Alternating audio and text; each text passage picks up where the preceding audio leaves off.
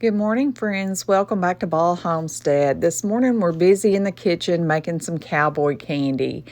I love cowboy candy. I love to have it on burgers and just all kinds of stuff. It's a sweet, spicy jalapeno, and we thoroughly enjoy having this on the homestead. So every year we always make a ton of cowboy candy. This is our first batch of the season, so I'm going to start out with 2 pounds of jalapenos, and I'm going to slice them up, as you can see here, and we're going to leave the seeds and all in there. We like the heat, so we're going to leave it in there. I'm just cutting up in little rings. It's not, nothing hard. Just wash your jalapenos, top them, and chop them up. Simple, simple.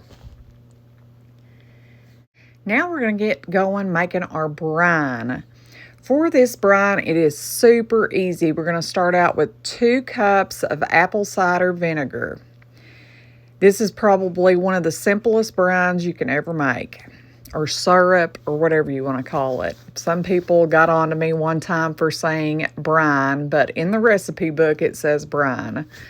And it is just 2 cups of apple cider vinegar along with 3 cups of sugar. I have a 1/4 cup measure here, so it takes me a minute to get all them 12 half cups or 1/4 cups in there. Once we get all that in there, we're going to add the rest of our ingredients.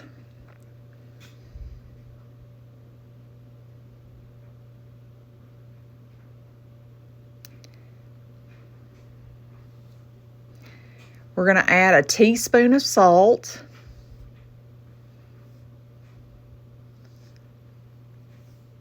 along with some celery seed and some mustard seed. Nothing pickled in our idea is good without those 2 items. We love some celery seed and mustard seed and things. And in our cowboy candy, it just is so wonderful. So now we're going to turn the heat on the stove and bring this brine to a boil. We want to get all the sugars melted in there and make a nice syrup for our jalapenos. As you can see, we're to a boil now. We're going to stir that around, and now we're going to add our jalapenos to this. We're going to pour it in there, and it's going to look like you have way too many jalapenos for your brine. But trust me, they're going to shrink down. So just let them set for a little bit and stir them every so often, and you will see pretty quickly that you have more than enough brine. As you can see, they've already shrank some here on our first stir. We still have to go a little bit longer, but it won't be long now. Just a few more stirs, and we're going to be ready to pack these hot jalapenos in a jar.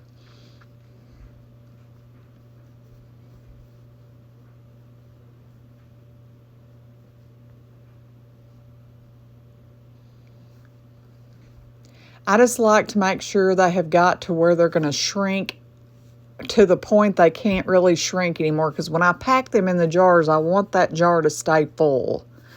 So what I'm doing is taking and putting all of my jalapenos, I'm straining the juice out, and I'm putting the jalapenos in the jar.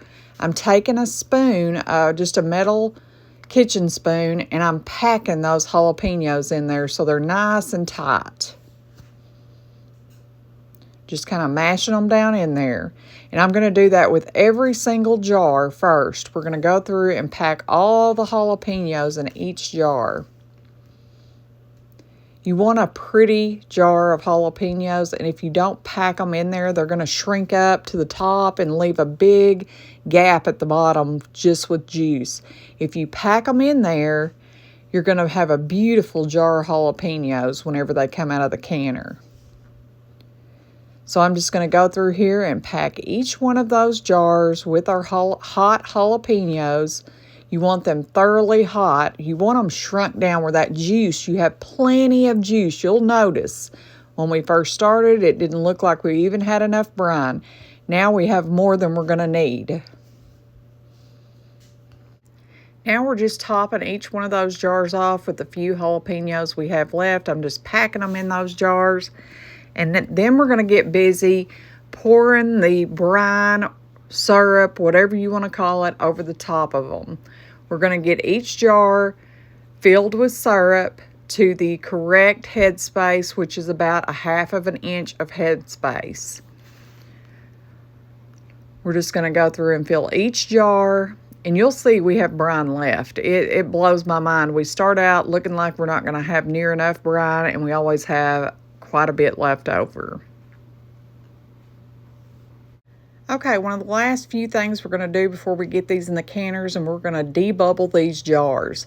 I just take a butter knife and either mash down, go down the sides, whatever you need to do to debubble those jars. Now we're going to wipe those rims. I can't stress enough how important it is to wipe your rims. The rim of the jar is what gives you a good seal in the canning process, so make sure there isn't anything on there to inhibit a good seal. Once we get all those done, we're going to put on a new ring, or a new seal. I do that every time. A new seal and then our ring, and get them into the canner.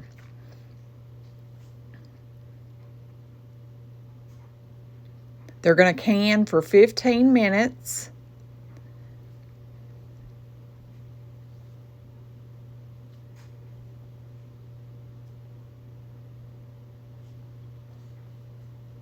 We ended up with 8 and a quarter, or a half pint, a quarter pint, I guess it would be, of the Cowboy Candy. We're going to can them in the water bath for 15 minutes. Once we take them out, we're going to let those jars set for 24 hours, and then we'll go back and check all of our seals, and if we have any failed ones, we will use those up and put them in the refrigerator first. Anyways, friends, thank you for stopping back by our homestead. Please like, share, and subscribe. Until next time, make you some cowboy candy. I'm telling you, it's delicious.